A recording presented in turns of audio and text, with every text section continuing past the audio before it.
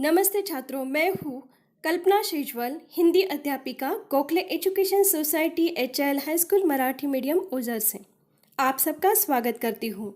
मैं आपको Maharashtra state board Hindi लोक भारती कक्षा 10वीं पहली इकाई कविता है पहली, भारत महिमा, रचनाकार जयशंकर प्रसाद। ये कविता आज हम देखने वाले हैं।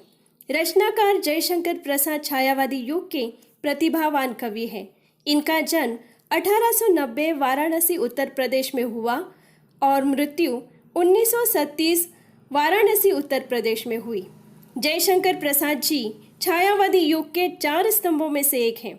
आप बहुमुखी प्रतिभा के धनी हैं। कवि, नाटककार, कथाकार, उपन्यासकार तथा निबंधकार के रूप में आप प्रसिद्ध हैं। आपकी रचनाओं में सर्वत्र भारत के गौरवशाली अतीत, ऐतिहासिक विरासत के दर्शन होते हैं।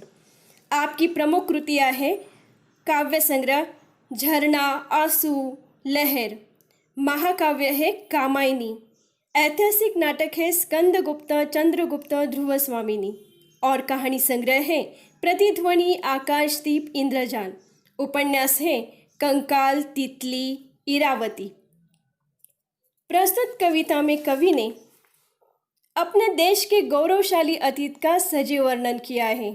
कवि की आकांक्षा है कि हमें सदैव अपने देश पर, इसकी सभ्यता और संस्कृति पर गर्व करना चाहिए। आवश्यकता पड़ने पर हमें अपने देश के लिए अपना सर्वस्व न्यौछावर करने के लिए हमेशा तत्पर रहना चाहिए। अब हम कविता पढ़ते हैं। हिमालय के आंगन में उसे किरणों का दे उपहार, उषा ने हंस अभिनंदन किया और पहनाया हीरक हार। जगे हम लगे जगाने विश्व, लोक में फैला फिर आलोक। व्योमतम पुंज हुआ तब नष्ट, अखिल संस्कृति हो उठी अशोक। विमल वाणी ने वीणा ली, कमल कोमल कर में संप्रीत। सप्त स्वर सप्त सिंधु में उठे, छिड़ा तब मधुर साम संगीत। विजय केवल लोहे की नहीं, धर्म की रही धरा पर धूम। भिक्षु होकर रहते सम्राट, दया दिखलाते घर घर घूम। गौरी को दिया दया का दान, चीन को मिली धर्म की दृष्टि। मिला था स्वर्ण भूमि को रत्न, शील की सिंहल को भी सृष्टि। किसी का हमने छीना नहीं, प्रकृति का रहा पालना यही। हमारी जन्मभूमि थी यही, कहीं से हम आए थे नहीं। चरित थे पूत, भुजा में शक्ति, नम्रता रही सदा संपन्न। हृदय के गौरव में था गर्व, किसी को देख न सके विपन्न। हमारे संचय में था दान, अतिथि थे सदा हमारे देव।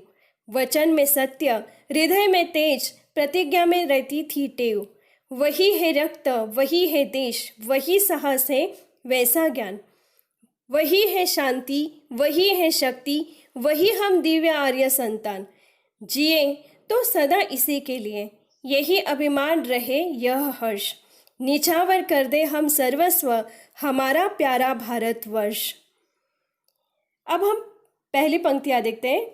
हिमालय के आंगन में उसे किरणों का दे उपहार, उषा ने हंस अभिनंदन किया और पहनाया हीरक हार।